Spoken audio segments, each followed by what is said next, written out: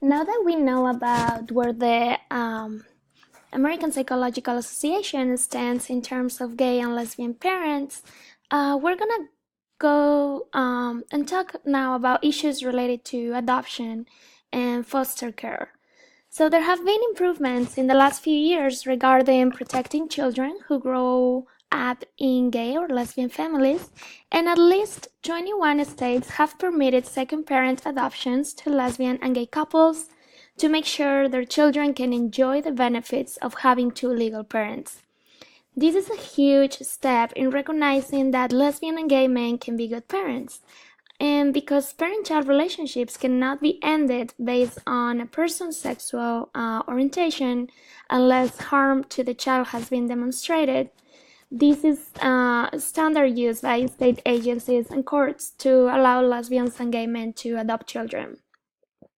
So today there are more than 22 states that allow lesbian and gay men to adopt children. However, a few states have denied parents custody, adoption, visitation, and foster care due to their sexual orientation.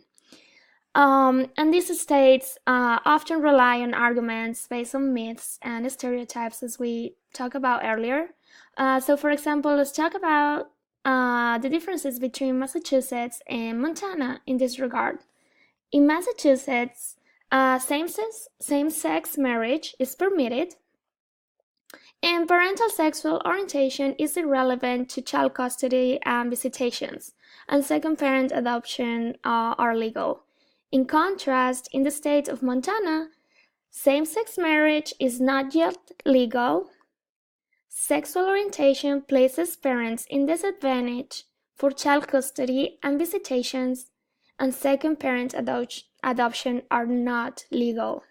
So we can see that the legal climate in which lesbian and gay families raise their children differ from state to state. Additionally, there has been a shift in the adoption and foster care policies.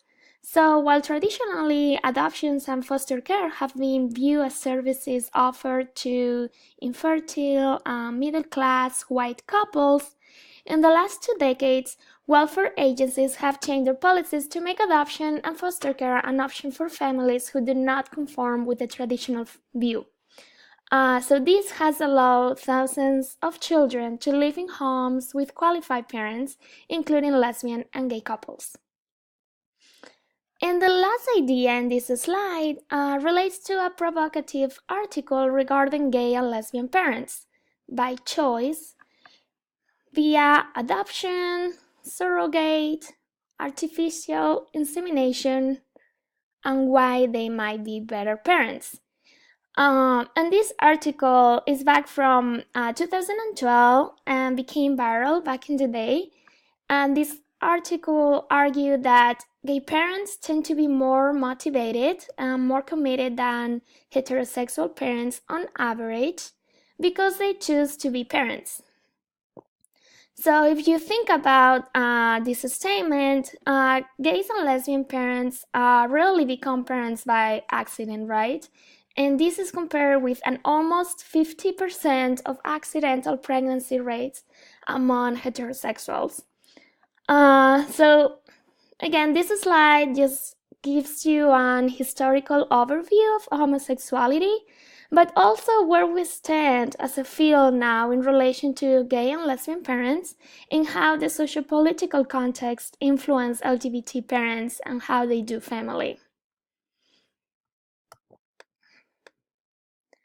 So, keeping in mind the socio-political climate and the context we just talked about, we're going to discuss how LGBT research has evolved throughout the years and how research comparing lesbian and gay adults to their heterosexual counterparts started in the late 50s. The first study conducted with homosexual adults was in 1973 by Evelyn Hook, which we mentioned in the previous slide, which resulted in the classification of homosexuality as a mental disorder. As you can imagine, it was not until the early 70s that research focused on children raised by lesbian and gay parents started. First, this research was usually based on case reports in the field of psychiatry, and it was not until the late 70s that studies started to appear in major professional journals. And even it has not been until recent years that studies focused on children and LGBT parents have grown.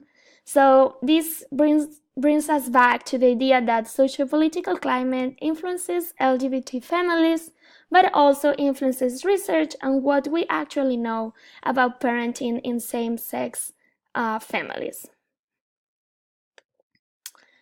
Despite the myths and stereotypes around lesbian and gay parents that exist in our society, no study to date has found support regarding the negative effects of parents' sexual orientation on children's development. And all of the studies reach the same conclusion about gay parenting.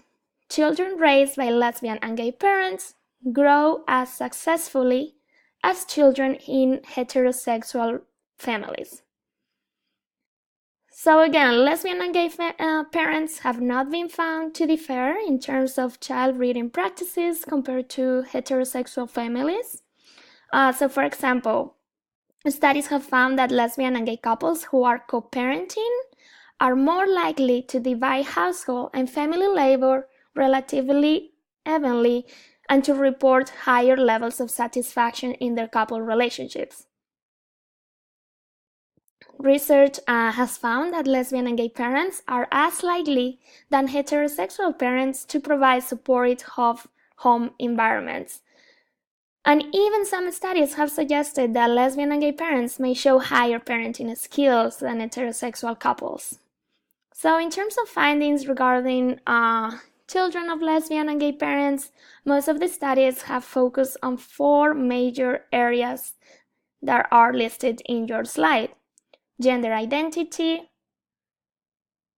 sexual identity, social development, psychological development, and psychological problems. So let's start talking about gender identity. There's studies that have indicated that the development of gender identity among children raised by lesbian and gay parents follows a normative developmental pattern. Additionally, studies focused on gender role behavior have indicated that children of lesbian mothers follow within the typical limits for conventional sex roles. So, for example, there has not been found differences in terms of gender toy preferences, activities, or interests between children raised by homosexual parents versus heterosexual parents. And finally, more liberal attitudes about gender behaviors have been found among lesbian mothers. Another major area of research is on sexual identity. So studies have focused on sexual identity and sexual orientation among children grown in lesbian families, and they have indicated that these children are not more likely to identify themselves as non-heterosexual than those of heterosexual mothers. However, they were more likely to consider entering in a same-sex sexual relationship and to have previously participated in such a relationship. So, in summary, there is no evidence that indicates association between sexual orientation of parents and children. Okay. Another major area of research has focused on the social development of children raised by lesbian and gay parents. And even though there are concerns regarding the social development of children raised in same-sex households, such as self-esteem difficulties, studies have indicated that there are not significant differences between children of lesbian and gay parents versus heterosexual parents. And then there are several studies that have focused on peer relationships among children of lesbian mothers. And these findings suggest that these children show normative developmental patterns of peer relationships and also in the quality of these relationships have been often been described as positive. In terms of psychological development and psychological problems, studies have found no differences between groups in children's perceptions of self, moral development, intelligence, and also they have not found differences in terms of psychiatric disturbances, hyperactivity, sociability, emotionality, and conduct problems.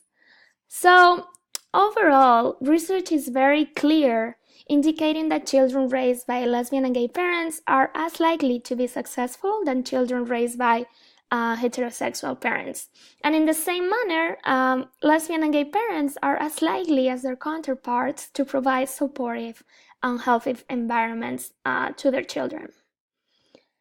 Okay, so I would like now to move on to the next slide and introduce you the New American Family Study, which is a study funded by the National Institute of Health and conducted here at UNCG. And the goal of the New American Family Study is to better understand the factors affecting the lives of LGBT individuals. Specifically, this study examines the decisions these couples made about having children, including questions such as whether, where, how, and when couples decide to have children. And another goal of this study is to better understand the effects of specific sources of stress that these couples are exposed to, such as homophobia, for example. But also not only focusing on the negative factors, but also sources of support that influence LGBT couples' health and well-being. This study has a national representative sample and includes same-sex couples, gender non-conforming, and trans couples from different ethnic backgrounds. So, as you can see, this study taps on some of the limitations we have previously identified and has the potential to inform community support agencies and health professionals. But even more important, it informs local, state, and federal political processes that make critical decisions regarding the legal status and rights of LGBT individuals. So I have included the contact information and the link to the website of the study in case some of you would like to learn more about it. I was a research assistant for this study last year, so if you have questions about it or if you would like to talk more about it, I will love that.